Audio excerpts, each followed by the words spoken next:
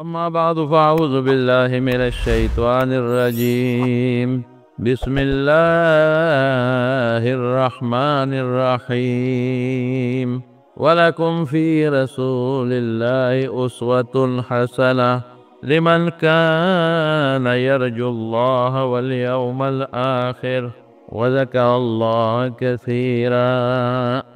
د रबीउल अव्वल میاشت شروع ده او په دغه میاشت کې علماء کرام خطیبان حضرات د پیغمبر علیه السلام مبارک د سیرت بیان کوي او په دې نسبت د هغې د سیرت بیان کوي چې د دې میاشتې تعلق د نبی کریم صلی الله علیه وسلم د پیدایش ترم دی او د وفات ترم دی. په دې میاشت کې حضور پاک دنیا ته تشریف راوړی دی. په دې میاشت کې د دنیا نه تشریف وړی دی او په دې میاشت کې رسول الله مبارک د مکې نه مدینې ته هجرت هم کړی.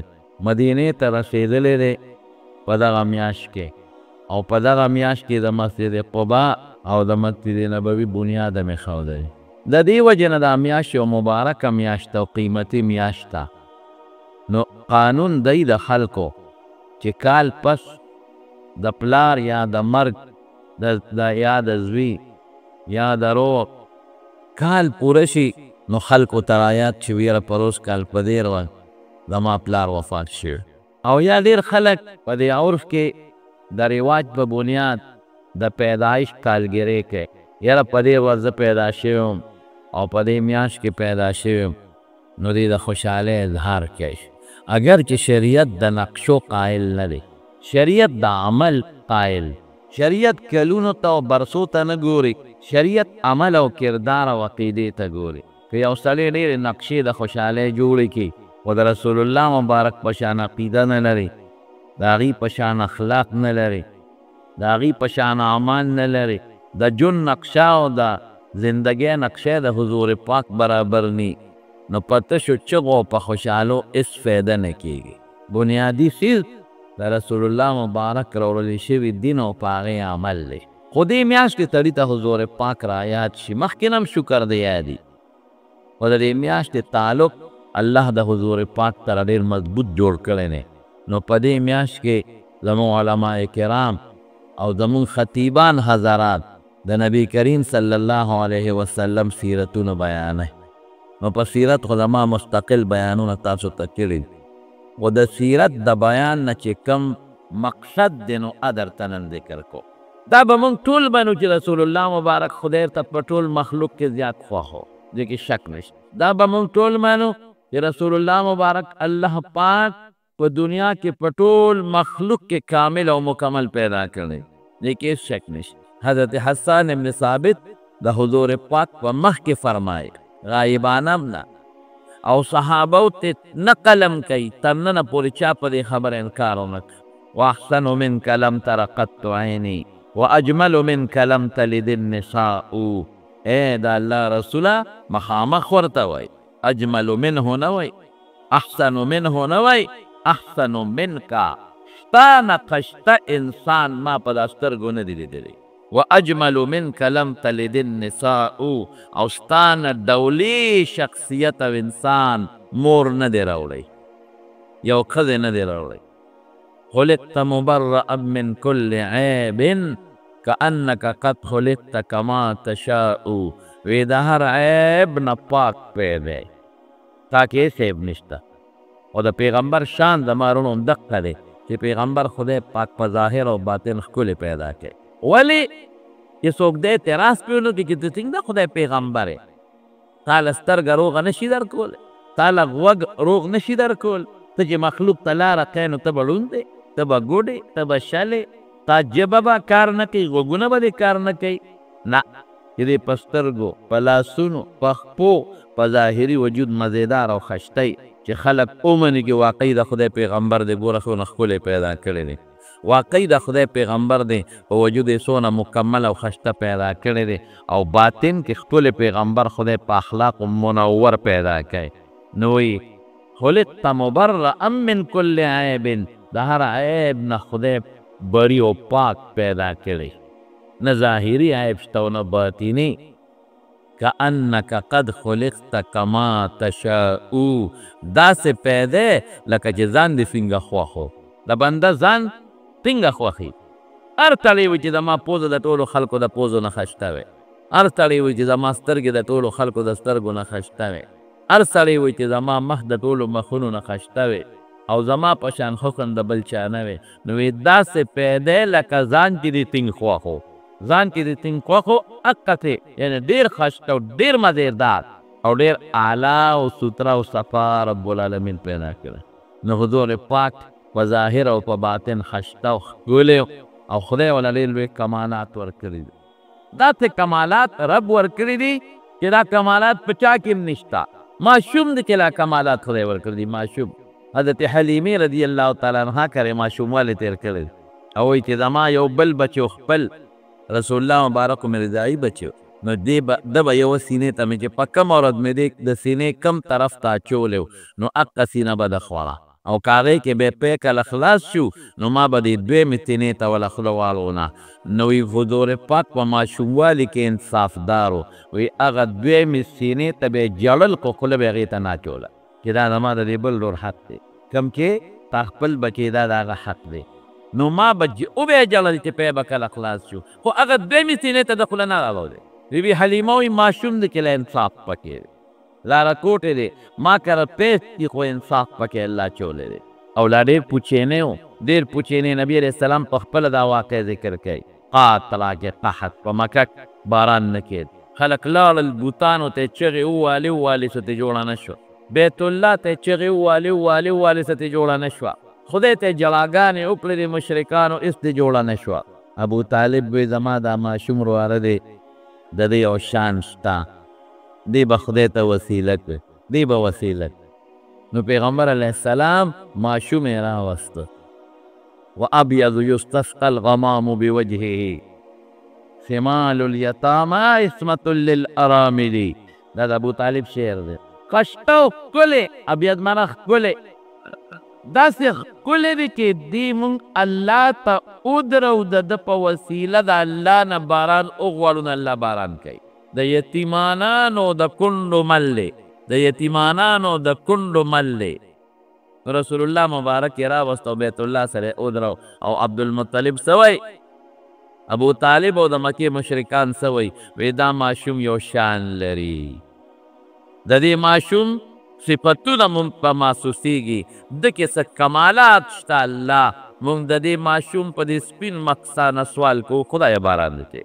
په مکه کې پاک دی، دا دي لاسونه نو ښکته کړی چې وریځ راله ټوله مکه کې باران وشو او حضور پاک وایي زه ماشوم وم، ګوره د ماشوموالي نه خدای پویه ورکړې وه. وایي زه ماشوم وم خو ما وخندل او څه پورې مې وخندل وایي عبدالمطلب پورې مې وخندل خپل نیکه پورې چې باران پرې ورو کړو نو منډې والي هر یو بیا خپل پورته تښتېده. دا کمالاتو د حضور پاک په ماشوموالی. لاره کوټې بچې دی، ماشوم دی، خدای د ګناه نه ساتلی دی. بیت الله جوړېده، خلکو ګټې راوړلې، رسول الله مبارک عمر لا کم دی، پیغمبري نه ده میلاو، داسې به وویل پیغمبري نه ده میلاو. د پیغمبر علیه السلام یو لنګ و څادر یې نو. عباس وایي ما ورته وایي چې دا لنګ دې وسپړه او په د اوږه د پاسه کېده چې دا ګټې دله دا اوږه زخمي نه کړي، دا سرمن دې زخمي نه شي. عربو خو به د بربنډتوب پروا نه ساته، هغوی خو به د بیت الله نه هم بربنډ طواف کوه، هغوی خو چې اودسمات دي لبتل د کوره به یې جامې وویستې، هېڅ پروا نه وه په بربنډتوب. د یو بل په وجود لیدو باندې به خوشحالېدل او خپل اندامونه بل ته ښودل، دا به یو فخر ګڼه. نو دا لنګ دې وسپړه او په دې اوږه د کاڼي لاندې کښېږده چې دا کاڼي د اوږه زخمي نه کړي او خوږ نه کړي.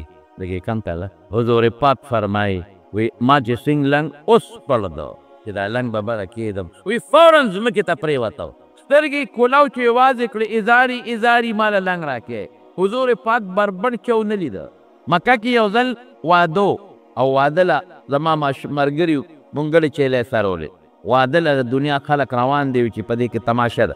پخوا زمونږ په دې وطن کې اوس هم باید ظالمان کوي. دمې به یې راوستلي، دعاګان به یې راوستله، به یې ګډول او ډول سرنا و. زما ټول ملګري وو او ویې چې ځو تماشې ته تم را سره لاړ شه. وایي دا دوه واقعې پېښې دي، دوه. یو واقعه وایي داسې پېښه شوه چې دې په مخه کړم چې زه چې ځو زما ماشوم وم یې ډېره ښه ده. وایي لاړو، لا تماشه نه وه شروع، خلکو ځای نه ونیول او ګیر چاپېره کېناستل. وایي زه هم کېناستم. وایي ما له خدای خوب راوسوده شو، تماشه راله شروع شوه، ډم وګډېدل، ډوکلۍ باجې ووالې او بس ما له خوب راغی زودو شی خلاص شو.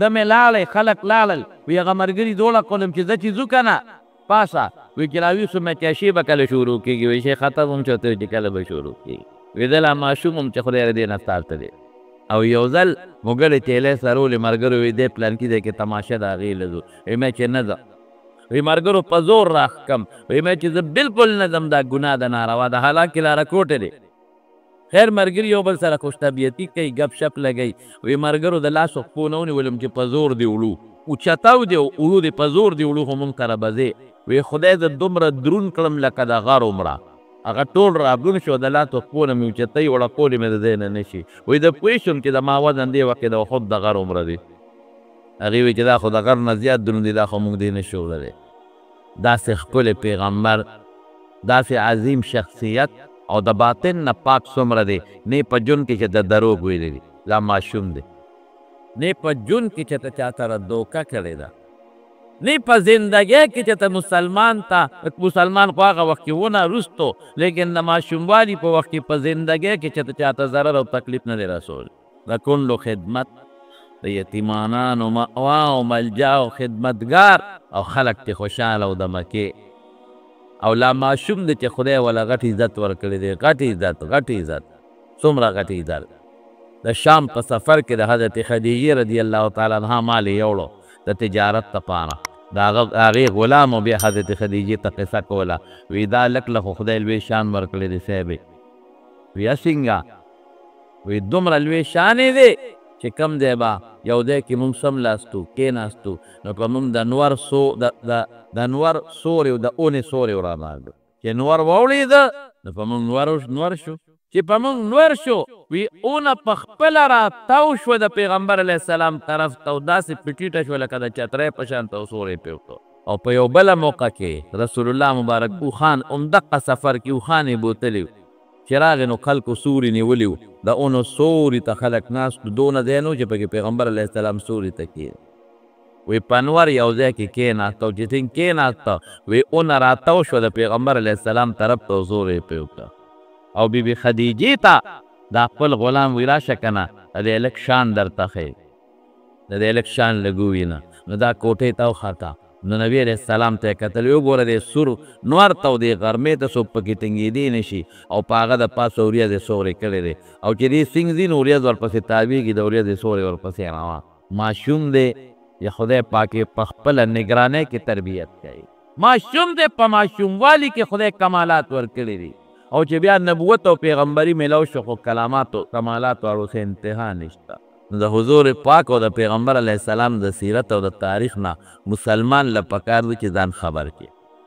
دا د مسلمان زندگی ده چې دی به د پیغمبر مبارک نه ځان خبروي جمدې قوم هغه دی چې هغه د خپلو مشرانو د خپلو مړو تاریخ هیر نه کي او چې چا د خپل مشر تاریخ هیر کا دا جمدې قوم نه دی دا ملک قوم نو بیا د حضور پاک غوندې مشر چې مونږ ته عقیده او مونږ ته عمل مونږ ته اخلاق او مونږ ته د خدای لار او جنت ښوولی دی او د هغه د برکت نه خدای مونږ ته ایمان را نصیب کړی دی او د هغه د برکت نه به خدای مونږ جنت ته رسوي نو داسې مشر به څوک څنګه یې لیکن ډېر خلک دي چې هغوی ته پته نشته هغوی ته د حضور پاک پته نشته تاریخ تپوس ته وکړې کله نبي علیه السلام پیدا شوی اوس ستا د ملک او د دنیا خلک په 12 د ربیع الاول خوشحالي کوي او څه ولې پرې خوشحالي کوي وایي دا د پیغمبر علیه السلام د پیدایش تاریخ دی حالانکه څومره محققین علما وایي دا ټوله غلطه ده په 12 تاریخ نه دی پیدا شوی یا په 8 تاریخ پیدا شوی دی او یا په 9 د ربیع الاول پیدا شوی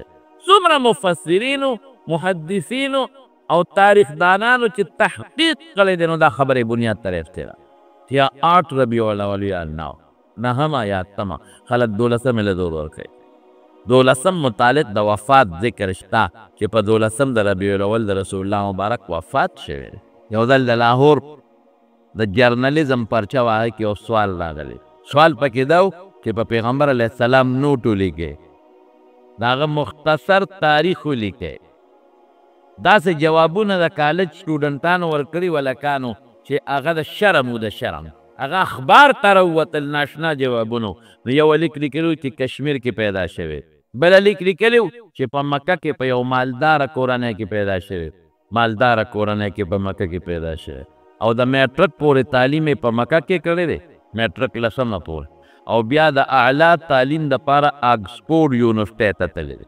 دا ستاسو خبره وه. زموږ حضرت شیخ شهید مولانا حسن جان صاحب رحمت الله علیه فرمایل وی په مدینه منوره کې ناست وم او د دې ابتاباد ازارې یو وکیل و بارطلا وکیل را سره ناست و. وی ما نه وکیل صاحب تپوس وکړو په چې د کوم ځای؟ ما زه خو د چارسدې دلته څه کوې؟ ما وی دلته په دې جامعه اسلامیه کې سبق وایم. د کوم سبق؟ د دین سبق. وی ما ته وی خلک سپومې ته وختل او ته زاړه یادی. وی ما ورته چې کاکاجي سپومې مې تا ته پرېښې ده ورخېږه، ته به هم څه خو کوې که نه؟ زه خو د دین کار کوم، دین کې مصروف یم، سپومې خطو ته نیم وزګا، نو ته به هم څه کوې؟ بچي به دې هم څه کوې؟ مې تا ته پرېښې ده ورخېږه. او زه به د خپل پیغمبر زاړه یادوم. د حضور پاک نقشې زده کول، دین زده کول دې خلکو ته بد ښکاري. دا خلک په دې سوچ کې دی چې ګینا مولیان هسې په زور لګیا دي، د دین دا طالبان په زور لګیا دي. قسم په خدای چې قبر کې به راته پته ولګي چې په زور څوک لګیا دي، او د قیامت په میدان کې به راته پته ولګي. دا ماشوم دا رکوټې بچې چې دا پچی ترخت اچولې د استاده کورونه وظیفې راغونډوي او صرف بخاري او میزان صرف یادوي. زما د خدای په ذات قسم خدای ته دونه وخت دی چې رسول الله مبارک فرمایي فرشتې ورته په ځمکه وزرې اړقوي اچوي وایي. دا پته به د قیامت پر ورځ لګي او قبر کې به لګي چې څوک په زول کار کوي، څوک غلط کار کې روان دی او څوک په صحیح کار کې روان دی. مونږ له دې خلق د دې خلکو مونږ پورې خاندي یاره دا مولیان ته باندې وخت یې ضایع کړي چې د سکول یې ویلې وې، یونیورسټي ویلې وې، نو بلا تنخواګانې به یې غشتې، وخت یې ضایع کړ. او زما په خدای قسم جومات کې ناست یم چې دا کم خلک دنیا پسې سار نه ماسخوتن پورې په منډه دي او دین ته توجه نشته، قسم په خدای مونږ له دې خلکو پورې خندا راځي. مونږ په زول نیکبخته وخت یې تېر کړ، سار نه ماښام منډه او منډه او منډه او ټاک چې بله ورځ به اعلان وشي پلان کې مړ شو، دا چې څه دې ګټلي دا به نوسو ته کلوسو ته پاتې شي، ده به ته همدقسې دوه لاسه روان. مونږ له دې پورې خندا راځي. وی ما ته وی چې خلک سپومې ته وختل ته زاړه یادې، مې کاکاجي سپومې مې تا ته پرېښې ده ورخېږه او زه به د حضور پاک زاړه یادوم. وی چې لږ ساعت تېر شو دغه وکیل صاحب ما ته وایي وی ما ته برخوردار یو تپوس ته نه کوم چې دا نبي علیه السلام د اکبر باچا زمانه کې تېر شوی دی. الله اکبر، اکبر باچا خو دا اوس مغلیه خاندان خو اوس تېر شوی دی. تا ته دا پته ده لږ د خپل پیغمبر متعلق، ته د خپل رسول د تاریخ نه دونه نه خبر کمبخته. هغه پیغمبر چې ته بانګ کې وایې اشهد ان محمد رسول الله، هغه پیغمبر چې کلمه د بغیر د هغه د نوم نه نیمګړې ده، ایمان د بغیر د هغه د نوم نه نیمګړی دی چې اشهد ان لا اله الا الله او ورسره د اشهد ان محمدا عبده ورسوله نه ویلي نو ایمان دې نه راځي چې د هغه نوم دې نه اغېښتې په کلمه کې مسلمانېدی هم نه شي. تا ته د دغه پیغمبر تاریخ نه دی معلوم، ته نه خبر. زمانو بنیاد د خبرې ده چې د رسول الله مبارک د تاریخ نه د سیرت نه ځان خبر کې او ځان پوه کې. او مقصد د سیرت ته دی، د پیغمبر مبارک د سیرت مقصد ته دی د رسول الله مبارک تابعداري. ولکم فی رسول الله اسوة حسنه، الله وی رسول الله مبارک مثال یو خشته نمونه درکړي، خشته نمونه. په دې سینس مضمونونه چې کله په دې کالج کې په یونیورسټۍ کې سکول کې استاد ښیي که نه، نو بیا ورته عملي طور باندې هغه شی ښیي. هغه تیوري چې کوم شی ورته وښیي چې اکسیجن د څه نه جوړېږي، اکسیجن به څنګه کاربن ډای اکساید ګیس ته کنورټ کېږي، څنګه به بدلېږي، او د دې کاربن ډای اکساید ګیس نه به اکسیجن څنګه جوړېږي، دا ورته لاول په کاپۍ کې کتاب کې وښیي. نو بیا هغه د ساینس حال ته بودي وی راشه چې عملي طور درته وښیي. دا اکسیجن دی راته پلان کې ګیس جوړ شو، دا هغه ګیس دی داته جوړ شو، نقشې ورته بیا عملي طور ښیي، نو د هلک ذهن کې پرېوځي. نو موږ ته خدای په قرآن حکیم کې دین ښولی دی، دین یې راته په قرآن حکیم کې ښولی دی، پرېښی نه دی. عملي نقشه هغه د پیغمبر مبارک شکل کې موږ ته ښودلی دی. که ته عملي طور قرآن لیدل غواړئ، عملی طور عائشہ صدیقہ فرمائی کان خلقه القرآن، وی دا پیغمبر خوی راتا وخای چا وتوی وی خوی قرآن دی. دا قرآن عملی نمونه د دوارو جهان مبارک سردار دی. ولکم فی رسول الله اسوة حسنة. یو سړی چې دکاندار لار کې وته داسې جامې لري جوړې کا، ما ول سپینه ټوکړه یو څه داسې به جوړې، نمونه ورته مو ښوله.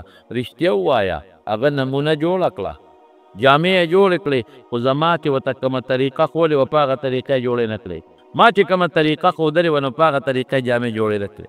اگر چې ښه خواري یې پرې وکړه، په دې لستوڼو یې راله دلته بوټي وکړل، په دې لمنو یې راله بوټي وکړل، په دې ګریوان یې راله بوټي وکړل، په پنسو یې راله بوټي وکړل، ریښم یې پرې ولګول، ډېره خواري پرې وکړله. رښتیا ووایه پیسې ولګولې، خواري وکړه. زه به دا کمیس اغوستو له خوښ کړم؟ ای د خدای ظالمه دا دې څه کړي؟ ما خو تا ته چې څه نمونه ښولې وه هغسې به دې جوړ. ما خو په صیب خرچه وکړه، ما خو په ګریوان دله نقشو نګار کړی دی، ما خو په لمن درته نقشو نګار کړی دی، ما خو په لستوڼو درته د ریښمو بوټي جوړ کړي دي چې مولانا صاحب ته په دې کمیس کې ښایسته ښکلی ښکارې. زه به یم کاکاجي دا کمیس هم ستا، دا کور ته یو څو زنانه ته یې واچوه، دا کور ته یو څو بیبي ته دې واچوه، ما ته درکړل ته دې جوړ کړل. نو چې کومه نمونه ما ښودلې د درځي ته او هغسې کمیس جوړ نه کړي، زه به یې خوښ کړم؟ چرېم نه. او چې ته چا یو سړی پېښور ته ځي او ټوکړه وله ورکړې چې ما له دا نمونه ټوکړه راوړه د پېښور نه، او هغه له هغه نمونه راوړي رنګ یې بدلي یا بناوټ بدلي، یا تا ورته پاکستانی کولیږي هغه دله جاپانۍ سوچه راوړه، رښتیا ووایه قبوله به یې کړې؟ نه. دغه رنګې کم شکل، کم عقیده، کم عمل، کم اخلاق چې د رسول الله د نمونې او د نقشې په شان ني، د قیامت په ورځ به خدای هغه نه قبولوي. کم عقیده به قبولوي؟ شابسې چې کومه د رسول الله د عقیدې په شان عقیده وي. کم عمل به قبولوي چې کم د حضور پاک د عمل په شان عملي، او کم نقشه او کم کردار به قبلوي چې کم د دواړو جهانو د مبارک سردار کردار او نقشه پکې وي، دوی به نه قبلوي. ته نه قبلې خدای به سین قبوله کړي. خدای نمونه درته رالیږلې ده، دا عمل دا صحابو کړی دی. د هغه څیزونه چې په هغې انسان مکلف دی چې خامخا به کوې، هغه خو یې کړي دي. نه نه نه، چې د پیغمبر د زړه کم ارمان و په هغې دوی فوراً عمل کړی دی. عادي څیزونه د پیغمبر عادتي څیزونه، د عادت ته څیزونو. حضرت عبدالله ابن عمر بخاري شریف کې حدیث راځي، د مکې نه مدینې ته چې به په کومه لاره ته او واپس به راته، نو هغه ځای به یې دمه کوله چې کوم ځای به حضور پاک دمه کړې وه. یو ځل یې قافله ودروله، ټولې قافلې ته یې ودرېږې، قافله ودرېده او دې د اوښ نه کوش او څه منځې لاړ او هلته لاړ کېناسته، واپس راغې په اوښ سور شو. چا ورته عبدالله ابن عمر مونږ خو یې که ته اودس ماتې، مونږ خو یې که ته مونځ کې، مونږ خو یې که ته ستړې دلته سملې، نو ته خو لاړې او هغه ځای کېناستې واپس راځې خپل اوښ ته وخېږې، دا دې څه کول؟ وی قسم په خدای دقسې مې حضور پاک ولید چې دغلته کېناسته دمه شو، نو واپس اوښ ته وخت، نو ما د پیغمبر مبارک نقشه جوړوله، د حضور پاک نقشه مې جوړ. او بیت الله ته نبی علیه السلام وردننه شو، 2 رکعته نفل یې پکې وکړل. نو عبدالله ابن عمر فورا ورغې، نو خادم ته وی بلال ته، ای بلاله پیغمبر علیه السلام کم ځای مونځ وکړو، 100 رکعتې کړي دي؟ وی د دې مخامخ 2 ستنو په منځ کې قبلې طرف ته چې بیت الله دروازې ته ننوځي دقلته یې 2 رکعته نفل کړي دي. نو عبدالله ابن عمر لاړ، د رسول الله مبارک په هغه ځای ودرېد او 2 رکعته نفل یې وکړ. بل ځای کې هم په بیت الله کې دننه کولی شي. یو ځل حضور پاک وفرمایل یو دروازه به په هغې به ښځې راتلې جومات ته، په دروازه به ښځې راتلې. اوس هم د هغه دروازې نوم باب النساء دی په مسجد نبوي کې.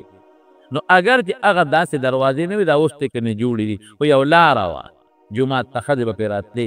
نو حضور پاک یو ځل هسې ارمان وکړه، یاره وي د زړه مې دا خواهش دی چې په دې لار سړي نه ځي راځي نو ښه به وي، ځکه دا د ښځو لار ده چې په دې لار سړي نه ځي راځي نو ښه به وي. یو ارمان یې وکړه، حکم یې نه وکړي چې په دې به نه ځئ، دی نه وویلې که په دې کوم سړی لال ګناهګار دی، دی نه وویلې چې په دې کوم سړی لال نا مجرم دی، نه هسې ارمان وکړه کې سودا راله، یاره که په دې باندې سړي نه ځي نو ښه به وي. بس هغه هغه لاره پرېښودو او عبدالله ابن عمر تر مرګه پورې په هغه لار قدم کېنښود. بس زما د ښکلي پیغمبر وینا ده. صحابو کې بیا دویمه خبره به نه وه، فوراً چې پیغمبر به کوم کار کو هغسې به یې کار کو، چې د رسول الله مبارک به د زړه څه خوښه وه به یې ځان له خوښ وی. ولکم فی رسول الله اسوة حسنة. حضرت انس رضی الله عنه وی په ډوډۍ ناستو او په ترکارۍ کې په پلیټ کې کدو پروت و، وی د حضور پاک کدو خوښ و، ټنګری به یې راواغېسته خوړه به وی زه خو پې پوه شوم چې کدو یې خوښ دی، وی ما به هغه ټنګری راغېستې او د نبي اسلام مخې ته مې کېښودې. د کدو ټنګړی به مې راوچتوله او د حضور پاک مخې ته به مو لږ ټنګړی کېښودله. وایي پوه شوم چې کدوی خوښ دی. حضرت انس وایي لا ازال احبه، قسم په خدای چې د حضور پاک د کدو سره مې کومه مینه ولیدله تر مرګه پورې مې دقې کدو سره محبت او مینه پیدا شوه ځکه د حضور پاک خوښ دی. حالانکې دا طبیعي څیزونه دي، یو شی طبیعتا د یو انسان خوښي د بل نه خوا او د رسول الله مبارک چې شرعي خبره نه ده چې کدو خورئ یا کدو سره مینه کوئ، دی نه دي ویل، خو کدو یې خوښ د کدو بوټی یې خوښ نو بس دی وي زما خوښ دی. یو ځل مې بیان کو یو واده په پروګرام کې ما لکه عوامو ته مې وویل مې تاسو که حلوا خورئ ثواب هم نه کېږي او که مونږ مولیان یې خورو زمونږ ثواب کېږي. یو باباجي وی استاد جي ځان ته بیا تر ښځو واله و یو حلوا د تی خورې ستا ثواب کېږي او چې دی خورم زما ثواب نه کېږي. یو حلوا ده نو دا فرق پکې د کوم ځای نه راووته مې درته دلیل ویلته مې ته چې د حلوا خورې ستا څه نیت دی؟ ستا نیت دی چې سویټ ډش دی خوله به مې خوږه شي داسې ده وی او مې یې په دې نیت خورې چې خواږه د ډوډۍ نه پس هضم پیدا کوي نو زما ډوډۍ به هضمه کړي. نو یې د هضمې دپاره خورې یا د خولې د خوند دپاره خورې. زه چې خورم زما څه نیت دي؟ زه په دې نیت خورم چې حدیث کې راځي یو صحابي وی کان رسول الله صلی الله علیه وسلم یحب الحلوى والعسل، چې د حضور پاک الوام پوښه و شاتم پوښو. نو زه په دې نیت خورم چې د پیغمبر مبارک پوښه وه نو زه ځکه خورم. او ته په دې نیت خورې چې سویټ ډش دی خوله به خوږه کي عظیمه به راولي. زه په دې نیت خورم چې نه د حضور پاک خوښه وه نو ځکه یې خورم نو ځکه ستا ثواب نه کېږي او زما ځکه ثواب.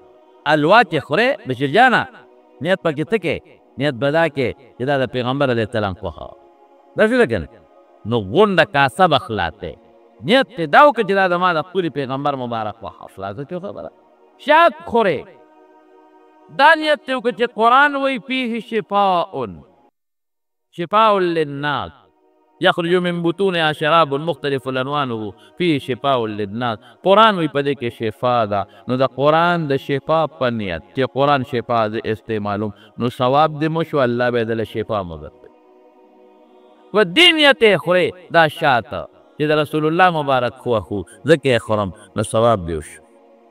اگه په دې نیت یې خورې چې فقلاً مې ترېتې مرچکې مې خوړلې دی یو قاشوغه شات به پسې وسټو چې د مرچکې هغه خوند لرې شي یا یاره وجود مې لږ کمزورې دی شات به وخورم طاقتمند دی چې وجود کې طاقت مې پیدا شي نو بس یو ډش دې وخوړم یو خوراک دې وسټه ثواب دې ونه شو. صحابي پور جوړ کړی او روشندان یې پرېښی. رسول الله مبارک تپوس وکړه دا دې سله پرېښی دی وایي دا مې صاحب د رڼا او د هوا دپاره پرېښی دی. اوهو که نیت کې دا کړی چې د بانک اواز به پکې اورم رڼا په اسم راځي هوا خو اسم لګي او که دا نیت دی وکړه چې بانک اواز به پکې اورم نو همدې سوړې نه به ثواب درته میلاوېده. نیت کوه نقشه جوړه کړه د رسول الله صلی الله علیه وسلم. مولانا قاسم نانوتوي رحمت الله علیه پسې انګریزانو وارنټ وویسته وی دې ګرفتار کې پولیس ورپسې ګرځېدل چې نانوتوي صاحب مولانا قاسم رحمت الله علیه ګرفتاره هغه وی هلکه په سنتو به عمل وکړو اسم تختم ځان روپوش کوم ځان پټوم مخرور کېږم نو په سنتو به عمل وکړم. چا ورته وایي څنګه په سنتو عمل کې وی یو غر کې غار وګورئ غار یې وله وکړه پلانکي غر کې غار شته هلته پټ لاړ او 3 شپې پکې تېرې کړی او راووته وی مخرورتیا مې وشوه پولیس نه هم بچ شوم او د رسول الله مبارک د غار ثور د 3 ورځو ارمان مې هم پوره ثواب نه هم وشو. دا د پیغمبر نقشه. نن سبا ټول خلک پرې پریشان دي. زموږ د مخکې زما یو دوست ډېر نیک سړی دی زه د ډوډۍ په بهانه بوتلم ما سره به روټۍ خورې خیر څه کال نه زیات وشو بلکې 2 کاله وشو پرې غالبا. نو زه بیا کور ته دننه کړم او دی راغی او کور والی د پردې نه پورې غاړو ما ته مولانا صاحب ډوډۍ به درته هسې بهانه کړه خو دې له م راوستی چې زه او دا کور والی ډېر زیات په پریشانی کې دام تنخالي زم تنخاله د کورونو کرایان هم راځي دلم دیلم راځي مالم راځي خو په رزق کې برکت نشته. دې له زه په میاشت کې ځان له مستقل د دې ښځې جامې زما دي زه وله راوړم د دې لوپټه پیزار زه راوړم دا چې ځان له کوم شاپینګ وکړي او ځان له سوال دي د هغې پیسې زه ورکوم د دې د دارو درملو پیسې په ما دي د دې ښځې د غم خادر ټوله خرچه په ما ده. دا که موټر کې ځي او تیل واچي ډرایور سره نو زه پیسې ورکوم. د دې خپله خرچه بالکل نشته، هېڅ خرچه نشته. او بیا هم چې زه تنخوا والم یا کرایه والم نو 10,000 روپۍ دې له جیبه ورکوم چې دا ځان سره ساته. عمرې له هم زه بوځم، حج هم زه بوځم، خرچې پوټې نشته. دا که د خپلو وروڼو سره خویندو سره غم خادي کوي هغه خرچ هم زه کوم. 10,000 روپۍ بیا هم زه دې له ورکوم، په هغې کې هم دا خپئ. کور والی پردې نه پورې غاړه مې دا ټیک وی ویډیو بالکل وی دا 10,000 زما کمې دی هغې وخندل دا پرې راله زیاتې کړه. نو مې ته پې څه کوې؟ وی جي لګي مې کن. نو مې چې ستا که مې لګي خو هغه دا درکوي، ستا چې څه لګي هغه وي زه ورکوم. وی صاحب دا 10,000 راکړي چې زما څومره خرچه کېږي همدنه علم او چې میاشت تېروي نو زه پکې بیا ما سره 2 روپۍ نه دونه پیسې دي چې ماشومان سکول ته دي چې هغې له ورکړي. ښه ډېرې کرایانې ښه ډېره راځي خو بس په بل طرف دي تم راوستې څه دوا څه وظیفه چې برکت پیدا شي. بچي ټول نافرمانه، لوڼه نافرمانه، زامن نافرمانه، بې ځایه خرچې زامن کوي، لوڼه بې ځایه خرچې کوي. تم دې له راوستې چې څه دم درود وظیفه چې د پیسو کې برکت پیدا شي. دا مو وایه چې پیسه دې ډېرې پیسه ډېره ده. ما چې د هغې اندازې ته وکتل نو چې کومه کمره کې زه کېنولی وم هغې کمره کې م ټول تصویرونه ومې ښه زما په خبر عمل کوې وې او میلاول خو دا تصویرونه راکوز کړه. پکې د چیلي او د ګډ سر هم لګولی و، مې دا هم راوغورځوه بار هلته مات کړه. بله کوټه کې شته، زه د کوټې هم چک کوم، بوتان یې هم پکې ایښودي، مې دا خو سر نه ګناه ده لرې کړه. او د پیغمبر په سنتو عمل وکړې، خپل زندګۍ کې د خپل ښځې په زندګۍ کې او د بچو په زندګۍ کې د پیغمبر نقشې جوړې کړې که تاسو په رزق او مال کې برکت پیدا نه کړه چې زما په مخ لاړ وکړي. په دې کوټه کې تصویرونه لګولي د رحمت فرشتې نه راځي، په دا بله کې دي بوتان لګولي د رحمت فرشتې نه راځي. په کومو پوړو چې ته بره چرته خېږي دی په دې په پوړو کې بوتانو تصویرونه وي در پرې رحمت فرشتې نه راځي، برکت نه راشي. تم لګیا په خواهشاتو پسې منډې تړلې وې، بچي دې هم لګیا دي هم لګیا دي، او چې پیسه 10 راځي نو 100 لګې، برکت دی نشي.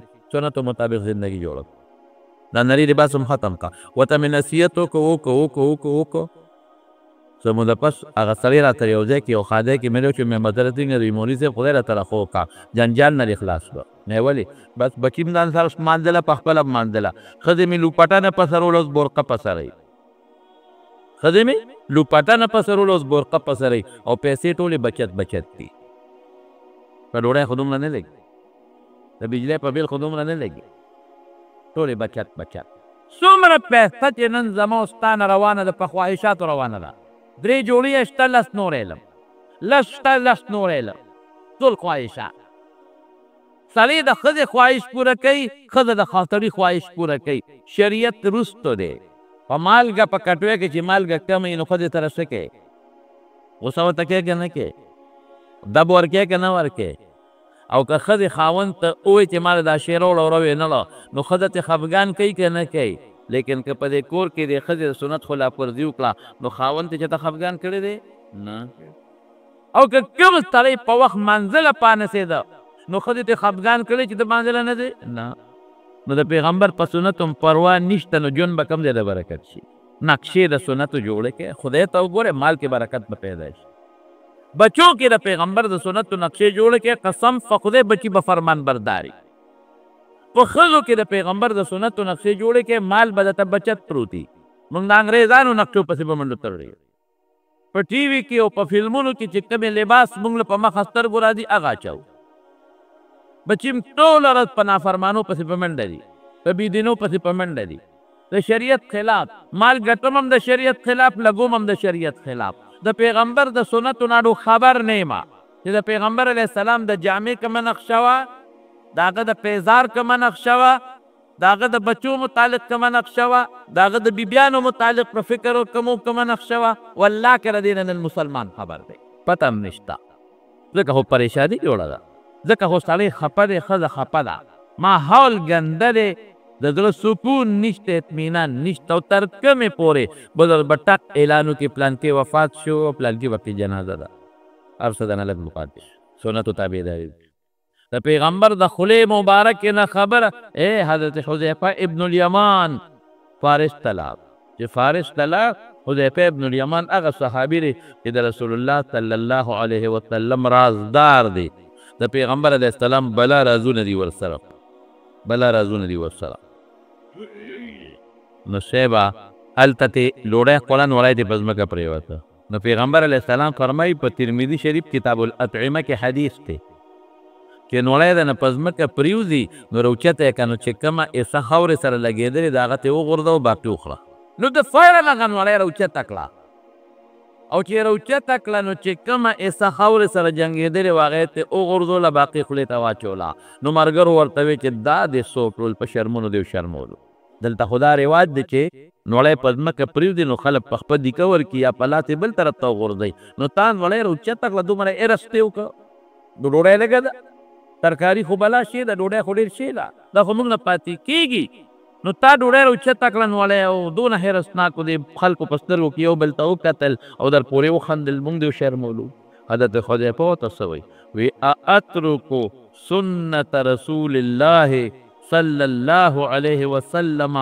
لهؤلاء الحمقاء د دې قمقلو د پاره د خپل پیغمبر سنت پرېږدم د دې قمقلو د پاره د خپل پیغمبر سنت پرېږدم شل ډله دې ما پسې وخاندي خو چې زما عمل د رسول الله مبارک په سنتو راشي علامه شمس الحق افغاني رحمت الله علیه وی د مولانا حسین احمد مدني رحمت الله علیه میلمه شوم مولانا حسین احمد مدني څوک و د زمانې لوی شیخ الحدیث لوی بزرګ د دارالعلوم دیوبند لوی محدث او د دې وطن د اکثرو علماو د حدیث استاد د مولانا عبدالحق صاحب رحمت الله علیه زمونږ شیخ و زمونږ استاد و د هغه استاد وی د هغه میلمه شوم او ډېر بې بزرګ و د ولی الله د زمانې و چې د هغه میلمه شوم نو چې د روټۍ وخت راغی نو مولانا حسین احمد مدني رحمت الله علیه کوزه لوټه راواغېسته او ما ته یې اوبه اچولې اوهو خولې رانوبېلې حضرت د ځان د په خپله لاسونه ایندم وی نه زه به د توبه کوم ته به لاس ایندې ما وی حضرت اس سے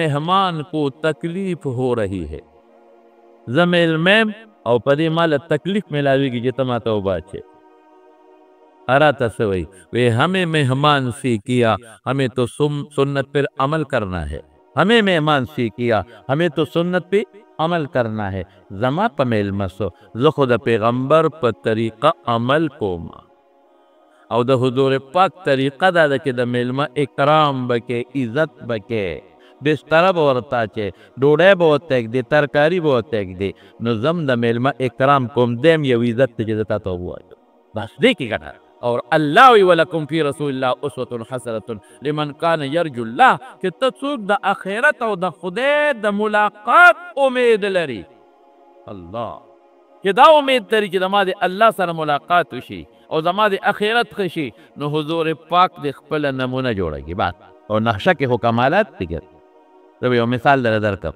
نه نقشې یو ښځه د عیسایانو او خاوند د یهودي دي دواړه په جده کې ډیوټي کوي په جده کې د تیلو په یو کمپنۍ کې او دوی د امریکې برطانیې په جده کې د تیلو په کارخانه کې دا ښځه وایي زما او زما د خاوند نوکرانو وایي چې بار به راووتو مونږ به وکتل جدې کې دا خلک چې عمرې له حج ته ځي نو جده باندې کوزي او چې عمرې حج ته ځي نو څلور احرامونه اچولي سپین څادر یو د پرتوب په دی ته وکړي بل د کمیس په او ښځو هم په سر باندې داسې یو رومال غوندې اچولي دا ویښته پرې راکلکوي د ښځو احرام نشته خو دا په رومال یې په سر اچولي دا ویښته پرې کلکوي چې دا ویښته ګډوډ نشي دا ښځه د خاوند ته ویې سړیه د بازار ته چې زه کوزم په دې لارو کوڅو کې په دې مسلمانانو کې یو ډله داسې ناشنا غوندې ده سپلیپ نشته کیړی په خپو دي سر یې سرتور دی دوه سپین څادر یې چولي دي او د ښځو هم داسې یو جدا غوندې نقشه ده دا څه مسله ده وی خاوند مې راته وایي چې دا دلته یو ښار د مکه ورته وایي هلته د مسلمانانو په کال کې یو ځل میله لګي نو دوی هغه میلې له راځي احوا او چې دوی د میلې له راځي نو د هغه میلې قانون دا دی دوی به دا جامه اچوي د انګریزانو د میلو سره شوق وایي ما د خپل یهودي خاوند ته وایي زه خو عیسایه یم یهودي یم مې کې ځو نه چې د مسلمانانو دا میله وګورو وایي چې هلته مسلمان کافر نه پرېږدي غیر مسلم هلته غیر مسلم نه پرېږدي وایي ما ورته وایي چې مونږ به د دې په شان جامې واچو او روان به شو کې پرې ښودو خو ډېره ښه ده او کې پرې نه ښودو نو مونږ سو جیل کې خو نه چې واپس به راځي ته سیل به وایي د خاوند مې رضا کوي چې زه ډېره ښه ده دې لال بازار ته هغسې څادرونه یې راوړل ځان او ما هم هغسې جامې او څادر برابر کړ ما هم د عمرې والو دا جي نقشه جوړه کړه او د ماري خاوندم د عمرې او دا څوک عمرې لدي معتمر او دا جي نقشه جوړه کړه او ټیکسي مونږ و چې مونږ مکې ته ځو. وی اتفاق دا و چې په لاره چیکن کړو مونږ باندې څوک پی نه شو نیغ مکې ته ورسېدو. چې مکې ته ورسېدو چا تپوس هم نه شو کولی څوک را باندې شکیان نه شي. خو مونږ وی چې دا خلک کم قاضي مونږ به هم ورپسې ځو. دی چې کم قاضي هلته میله لګي هلته به ځو. وی دا خلک تللي او جومات ته ننوتل مونږ هم ورپسې ننوتو. اوس هغه نقشه هم جوړه کړې چې جومات ته څنګه خلک ننوتل مونږ ننوتو. دا خلک د جومات پرې برنده تلل بله برنده لاندې یو میدان دی هغې ته کوشو مونږ هم ورپسې کوشو. چې میدان ته کوشو او مو کتل نو د میدان په دې منځ کې یو کوټه ده تور صادر پې د پاسه پروت دی غلا بیت الله مبارک. او دا خلک ټول لګیا دي د بیت الله نه تاویږي د دې کوټې نه. څوک جاړي څوک دعاګانې کوي څوک چغې وایي څوک ذکرونه کوي. بوډا هم تاویږي ماشوم هم تاویږي مالدار هم تاویږي غریب هم تاویږي ښځې هم تاویږي هر سړی تاویږي بیت الله نه. دا ښځه وایي ما او دا خاوند یو غاړې ته شو تماشه کوو. د دوی خو سیل دې ته وایي چې هلته به بازارونه لګېدلي ابشارونه به وي غرونه به وي اوبه به وي چینې به وي نهرونه به وي. دا خو هېڅ نشته. دا خو میله نه ده دا خو سیل نه دی. دا خو د دوی څه عبادت دی هغې له راغلي دي. دا ښځه وایي دا خاوند مې یو غاړې ته غلې غوندې ودرېدو تماشه کوو. دې مسلمانان دا ښځه وایي دې کوټې د بیت الله او د غلاف په ما یو اثر وکړو او داسې اثر یې را باندې وکړو چې زه پوهېدم چې په سکنډونو کې زما دغه دنیا بدلېږي. زما حالات دننه بدل طرف ته روان دي روان دي بل خوا او سوچ بل طرف ته دی فکر بل طرف ته دی. او زړه مې دا وایي چې دا کوټه کې څه کمالات شته او د دې مسلمانانو په دې دین کې به څه کمال شته. د دې دا مذهب هم رښتونې معلومېږي د دې دا پیغمبر هم رښتونې دي د دې دا قرآن هم رښتونې دی. دې بیت الله سره چې کوم نن دې تعلق لري دا ټیک دی غله بدلېږي. نو ما وی چې د او جړه راله چې ګورم بس په سترګو پړه چې اثر را چې په سترګو اثر راځي پړه کې اثر بدل په سترګو اثر بدل جړه رانه بیګي اوښکې روانې. نو زه دې خاوند ته مخ ورړم دې نه تپوس کوم چې خاوند زما خو دله دنیا بل خوا لاړه بدله شوه اسلام ته روانه یم. ورېږه تا نه هم تپوس کوم چې ستاسو حال دی. وایي دونه مې په دماغو کې او په سټ کې او په سر کې سکته نشته چې مخ ور واړو. یو شان مې ځان ته راکاږي داسې نشم کولی چې مخ داسې واړو مخ هم نشم اړولی. وی ډېر ساعت جاړم سلګی وم جاړم وی دې کې چې ډېر ساعت تېر شو نو داسې مې مخ یو طرف ته داسې په زور راواړو. وی چې مې راواړو خاوند ته مې وکتل هغه زما نه زیاتې سلګی وی امجد. ما خاوند ته وی څه محسوسې وی ما ته وی ته څه محسوسې مې زه خو دا محسوسوم چې دا بیت الله رښتونی دی. زه خو دا محسوسوم چې دا خلک کم تاویږي دا په رښتونی دین دی. ته څه محسوسې وی ښځې دقه زه محسوسوم ما ته هم دا دین رښتونی دین ښکاري ما ته هم دا بیت الله سچ بیت الله ښکاري ما ته هم دا مذهب ښکلی ښکاري. او زه خو بلکل ته وړېدی نه شم چې بس ولاړ وې او کتې مې وتې. ښځه وایي زه هم یم چې بس ولاړ وې او کتې مې وتې. ای سړیه دې سره څه وکړو بس ښځې خفه کېږم زه خو مسلمانېږم زه هم مسلمانېږم. یو سړی م لمبټونې دلته راشه لکه دلته راشه یو تپوس ته نه کوم موږ یو پټه درته وایم په چاته به نه وې وایه څه وې موږ دواړه کافران یو تماشې له راغلو خو بس موږ دلته مسلمانېږو نو موږ به څنګه ته مسلمانان کې. وی دا خو اسانه خبره ده. یو کلمه شهادت یې راته ووایي اشهد ان لا اله الا الله و اشهد ان محمدا عبده و رسوله او د هغې په معنا او په مقصد یې پوه کړو. بس دا به ووایې د معنا او د مقصد بس ټیک تا هلته هم کلمه شهادت ووایي په مقصد هم ځان پوه کړو او په هغه ځای کې د بیت الله په هغه کتو موږ له خدای ایمان راکړو. برکت د چاو ایمان خو د بیت الله په کتو میلاو شو. ټیک تا کشش خو بیت الله کې چې دی ځان ته راښکل رحمتونه خو په بیت الله ورېدل چې دې طرف ته را متوجه شو. لیکن برکت د دغې نقشې او د سپینې جامې و دغه نقشې نه ولیدې او دا نقشې نه وه جوړه کړې نو دې بیت الله له به نو رسېدل. نو چې صرف نقشه باندې الله دونه خوشحالېږي نو چې بار نقشه او دن نقشه لري دواړه د شریعت برابر کړي نو الله به بیا څونه خوشحالېږي. موږ نن د انګریز په نقشه خوشحالېږي. خوراک د انګریز په طریقه کوو پې فخر کوو اوبه د انګریز په طریقه څکو پې فخر کوو سلام کلام او غم خادي د انګریز په طریقه کوو واده ټول د انګریز په طریقه کوو پیسه پې ډېره لګي پې فخر کوو. او د حضور پاک په نقشه د هغه د صحابو په نقشه موږ شرمېږو. حضرت موسی علیه السلام د فرعون په دې ډله کې یو سړی و، هغه به د حضرت موسی علیه السلام پیښې کول. دا د مسلمان پیښې ګناه ده ښه، پر الله خفه کېږي. هغې هلکه هغې سړي به د موسی علیه السلام پیښې کول. څنګه به یې کولې؟ د موسی علیه السلام په شان جامې به یې واچولې، د هغه په شان کونټۍ به یې راواغېسته، د هغه په شان پټکې به یې په سر کړ او په لارو کوڅو کې خلکو سره به ګرځېدل. د موسی علیه السلام شکل به یې جوړ کړو، خلک به یې خندول. چې کله فرعون خدای هلاک کړ، دا فرعون لښکر الله هلاک کړ، تباه کړ، دغه سړی بچ شو. حضرت موسی علیه السلام الله ته رجوع کړه، الله چې هغه کوم حرامي ظالم د لاسه زه په اور کې ولاړم او زما پیښې به یې کولې او خلک به یې خندول، ادې پکې پرېښو. د دې فرعون نه خو هغه مخکې مردارول پکار، ادې بچ کړ، ادې پرېښو، د دې ولې الله پرېښو؟ الله ورته موسی ستا نقشه جوړه کړې وه، نقشه ستا وه، اگر چې په غلطه وه، ستا نقشه په خوښۍ نه وه جوړه کړې، په ملندو په ټوکو یې جوړه کړې وه، نقشه ستا وه. نو ما له حیا راغله چې ستا غوندې نقشه یې ورته جوړه کړې وه، زه ول عذاب ورکړم. نو چې د پیغمبر نقشه دې جوړه کړه نو الله له به تا نه حیا راځي، بیا الله به عذاب نه درکوي. نو د سیرت د بیان او د رسول الله مبارک د طریقو د بیان مقصد څه دی؟ ولکم فی رسول الله اسوة حسنة. د پیغمبر نقشه ځان کې جوړه کړه. نبی علیه السلام به روژه نیوه نو یوه هفته کم و بیش یو شان به روژه وه، صوم وصال ورته وایي.